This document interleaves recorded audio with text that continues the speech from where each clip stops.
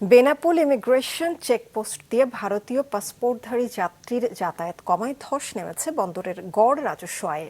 একই সাথে স্থবিরতা নেমে এসেছে বন্দর ঘিরে গড়ে ওঠা দোকানপাট, ব্যবসা বাণিজ্যে। বেকার হয়ে পড়েছেন এসব হাজারো মানুষ। যশোর জেলা রিপোর্টার রাহুল রায়ের তথ্য, ছবিতে ডেস্ক রিপোর্ট। সড়ক ও রেলপথে যোগাযোগের সুবিধার কারণে ভারতগামী অধিকাংশ বাংলাদেশি যাত্রীর প্রথম পছন্দ যশোরের বেনাপোল ইমিগ্রেশন চেকপোস্ট। এখান থেকে পশ্চিমবঙ্গের রাজধানী কলকাতার দূরত্ব মাত্র 88 কিলোমিটার। 1.5 বছর আগেও প্রতিদিন গড়ে 7,000-এর বেশি যাত্রী এই পথে দুই দেশে যাতায়াত করতেন, কিন্তু বর্তমানে সেই সংখ্যা আশঙ্কাজনক হারে কমে এসেছে।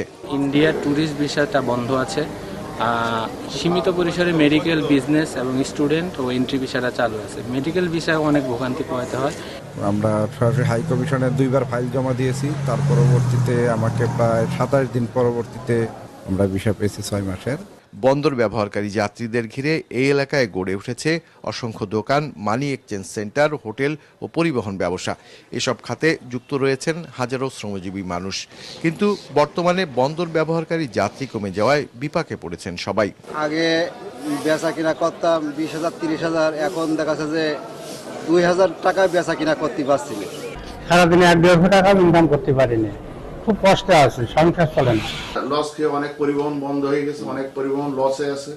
ইমিগ্রেশন কর্তৃপক্ষের তথ্য অনুযায়ী ভারতীয় ভিসা সীমাবদ্ধতার কারণে 2024-25 অর্থ বছরের তুলনায় 2025-26 অর্থ বছরে যাত্রী গমনাগমন কমেছে প্রায় 1/3।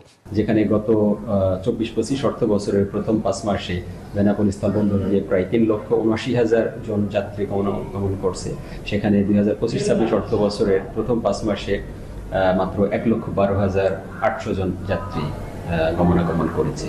সাম্প্রতিক সময়ে ট্যুরিস্ট ভিসা বাংলাদেশ থেকে কমাচ্ছে বা এ বিষয়ে কোনো রেস্ট্রিকশন থাকতে পারে, সেজন্য যাতায়াত কম হতে পারে। শুল্ক কর্তৃপক্ষের তথ্য অনুযায়ী 2024 সালের 5ই আগস্টের আগে প্রতি মাসে যাত্রীদের কাছ থেকে বন্দরের গড় রাজস্ব আয় ছিল প্রায় 15 কোটি টাকা। বর্তমানে তা নেমে এসেছে গড়ে 7 কোটিতে। মাছরাঙা নিউজ ডেস্ক।